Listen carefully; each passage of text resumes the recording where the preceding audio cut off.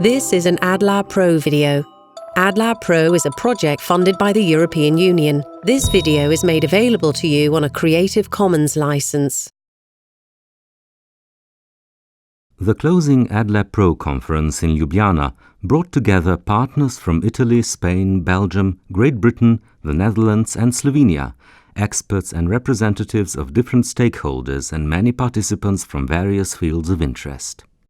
Pozdravljam vse zbrane na zaključni konferenci Evropskega Erasmus Plus AdLab Pro projekta, pri katerem je RTV Slovenija sodelovala v družbi uglednih evropskih univerz, Zveze slepih in slabovidnih iz Velike Britanije ter drugih strokovnjakov na področju zvočnega opismenjevanja iz Velike Britanije in Nizozemske. Današnji dan je namenjen v prvi vrsti ljudem z okvaro vida. Ti so pri spremljanju vizualnih medijev, med katere spada seveda tudi televizija in film in druge audiovizualne umetnosti ter dostopnosti do vsakdanjih dobrin zelo prikrajšani. To pa nikakor ne pomeni, da bi morali biti iz tega izključeni. Televizijo, film lahko gledamo tudi tako, da jo poslušamo. AdLab Pro was a 3-year project financed by the European Union and the natural successor to AdLab project. AdLab designed the first reliable and consistent European guidelines for the practice of audio description. After concluding that first project, we felt the need to do something more, to take a step forward, and our idea was basically to fill in a gap. The gap is basically the lack, or was the lack of training materials for prospective audio describers, or training materials for those audio describers who perhaps have been trained in a specific field and want to be or to specialize in another field. Think of film audio describers who want to start or have to start describing art or live programs. We decided that we wanted to create training materials that were self-contained, so that one person did not have to take the whole course, but that you could take bits and pieces and then organize it according to your needs.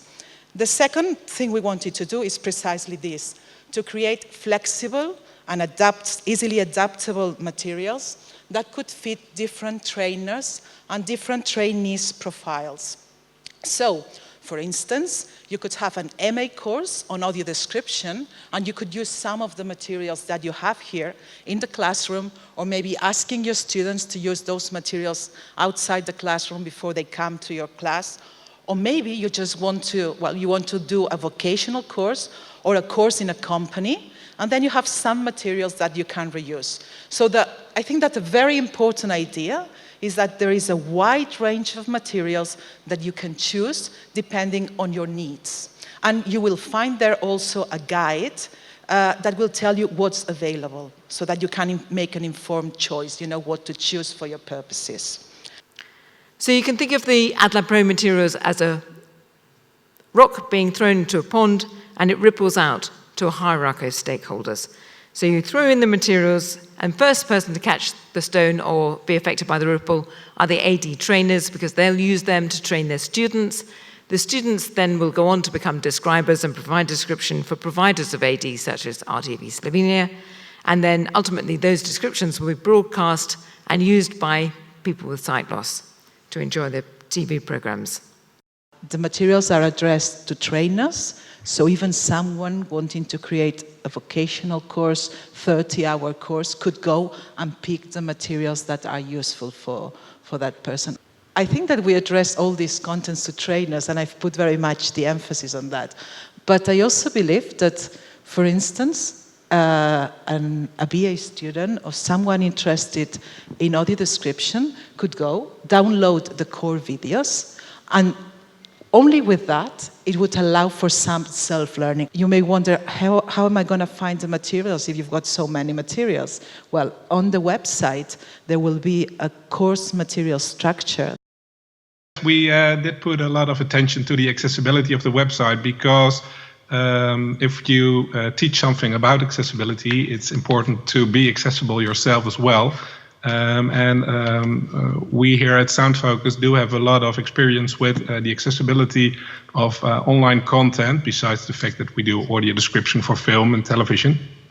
At the start of building the website, we were thinking about accessibility already. RTV Slovenia was the organizer of the closing AdLab Pro event. As a national public broadcasting organization, RTV Slovenia puts a lot of emphasis on accessibility of TV programs and has trained an area of skilled audio describers. Ob tej priložnosti bi vas rad spomnil, da je RTV Slovenija svojo prvo oddajo za slepe in slabovidne opremila z zvočnim opisom pred 20 leti. Temu je sledila ena zelo dolga pauza in danes sem se razveselil Matejinega nagovora, ko je povedala, da se pravzaprav naredi 50 oddaj na leto. To je res velik korak naprej. Naša želja in želja naših slepih in slabovidnih gledalcev je bila, da bi lahko zvočnemu opisu prisluhnili večkrat, ne le enkrat ali dvakrat na mesec in z enostavnim pritiskom na tipko na daljincu. To bi pomenilo, da ne bi bilo treba zagotavljati posebnih terminov v programu za predvajanje vsebin, opremljenih z zvočnim opisom, obenem pa tudi višji delež dostopnega programa za slepe in slabovidne. Vendar pa je bilo potrebno najprej razviti posebne tehnologije, spremeniti produkcijski sistem in posledično tudi način predvajanja oddaj z zvočnim opisom. Zvočni opisovalec, ki je pri nas obenem tudi interpret zvočnega opisa, na snemanje pride že pripravljenim zvočnim opisom s tekstom. To pomeni, da zvočni opisovalec tekst, ki zapolni praznine med dialogom v oddaji, pripravi vnaprej, izmeri okvirno dolžino posameznih vložkov ter jih popiše s časovno kodo. Tako označi, kje je določen del teksta potrebno ustaviti. Ker je zvočno prostih mest v filmih za vse, kar bi zvočni opisovalec želel povedati, skoraj vedno po mnenju opisovalca premalo, to pomeni, da marsičesa, kar se v slikovnem delu filma zgodi, v zvočni opis ne prenesemo. Ponavadi smo se prisiljeni omejiti na bistveno, s čimer mislim na ravnokar opisano, torej tisto, kar je nujno za razumevanje nadaljnjega razpletanja, razvoja filmske pripovedi. Ker se tisto, kar je bistveno, lahko zgodi med govorno zapolnjenim delom filma, so opisi pogosto napovedni, anticipatorni ali pa naknadni, povzemalni. Redko so vezani le na tisto, kar se dogaja v sedanjosti zvočnega toka. Posebej, ko gre za čustvene situacije. V Sloveniji imamo v zadnjem času odlične filme, po mojem mnenju. V njih igrajo odlični izrazni igralci večinoma. In to je velika prednost za opisovalca. Ker pravzaprav igralec naredi vse. Mene pač samo zanima, kaj vidim in to želim povedati. Zdaj pa kako to povedati? Telo kot beseda, obraz kot popisan list. Vsa čustva gredo večinoma skozi telo. Posebej, če je to dober igralec. Torej, jaz moram samo pogledati telo in obraz in tisto, kar vidim, opisati. When audio describing sensitive content, I think that the most important thing is to avoid being patronizing in an attempt not to offend the protagonists or the audience or to embellish the truth, and instead start describing without prejudice, avoiding, of course, being offensive or judging by using words fat, ugly, poor. Instead describing, for example, the dirt under the fingernails, messy hair, torn clothes, the buttons on the shirts that are bursting, baroque curves, bodies, and so on. In sex scenes, I would never use an F word. I focus on describing parts of the body that are seen, the way the bodies react to each other, the moves, placed in the context that is whether this is an act of joy, fun, satisfaction, aggression, brutality, and so on. Not only television and film screenings, but also theatre, dance, live performances, art and museum exhibitions, and many other things become accessible for blind and visually impaired with audio description. muzeji smo in vse bolj postajamo široko odprte družbene ustanove.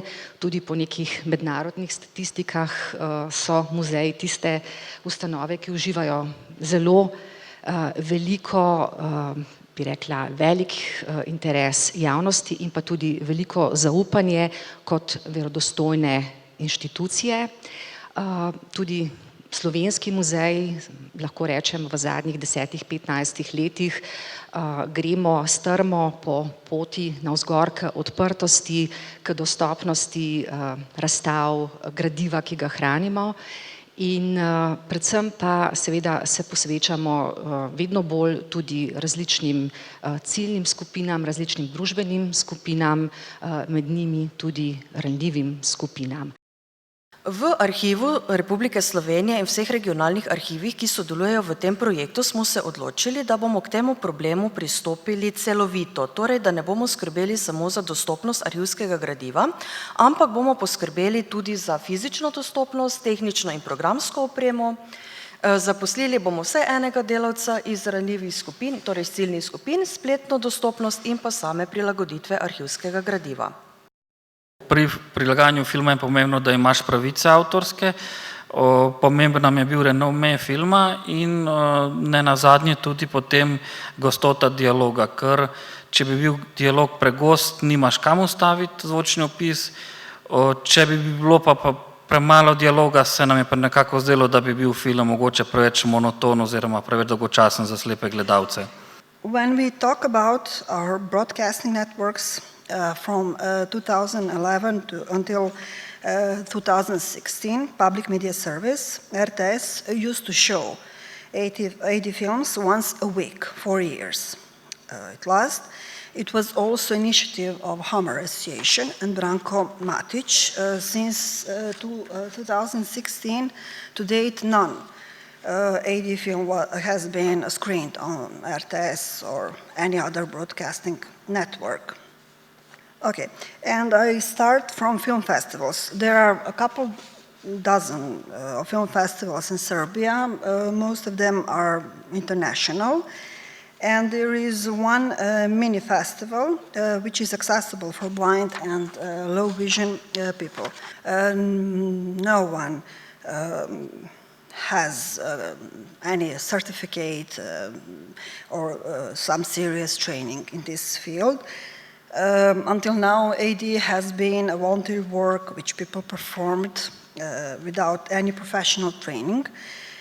It was based on our personal sense, personal talent, but I believe it's time to become a real accessibility standard and accessibility tool.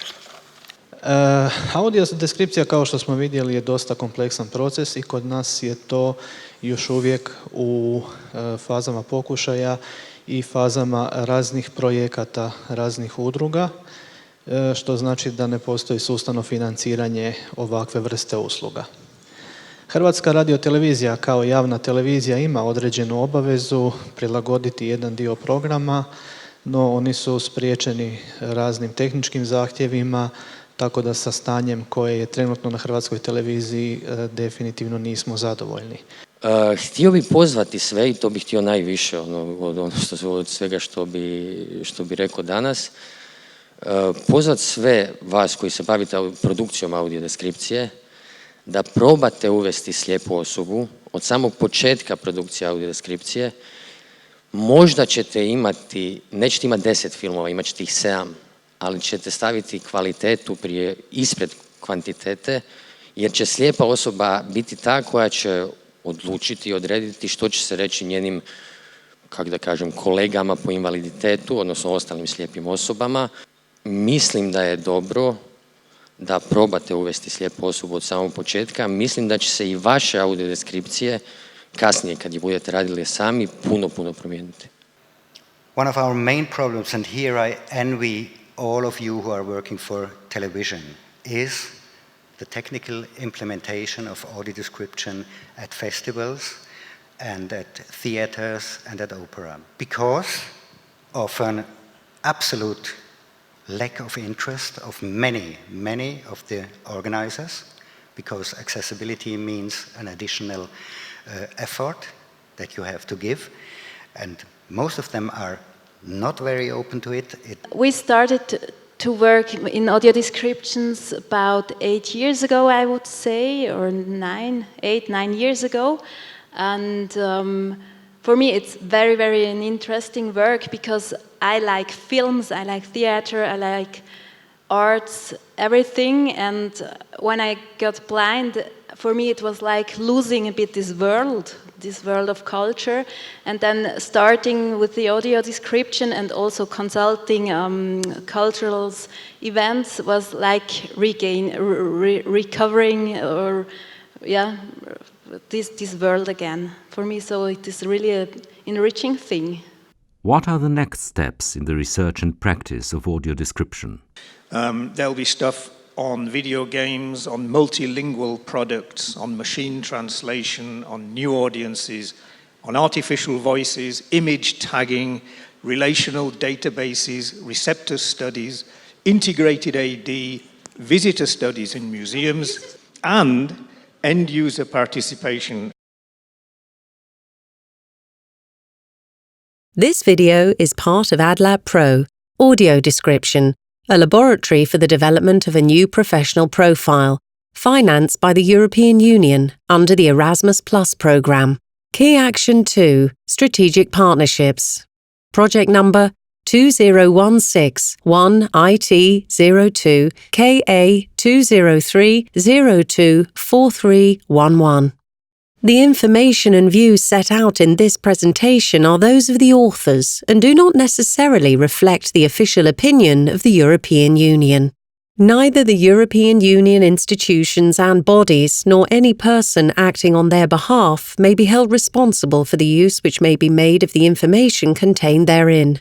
This was an AdLab Pro video. AdLab Pro partners are University of Trieste, Universitat Autònoma de Barcelona, University of Antwerp, Adam Mickiewicz University, RTV Slovenia, Utopian Voices, Sound Focus, and Royal National Institute of Blind People. AdLab Pro was funded by the European Union. This video was made available to you on a Creative Commons license.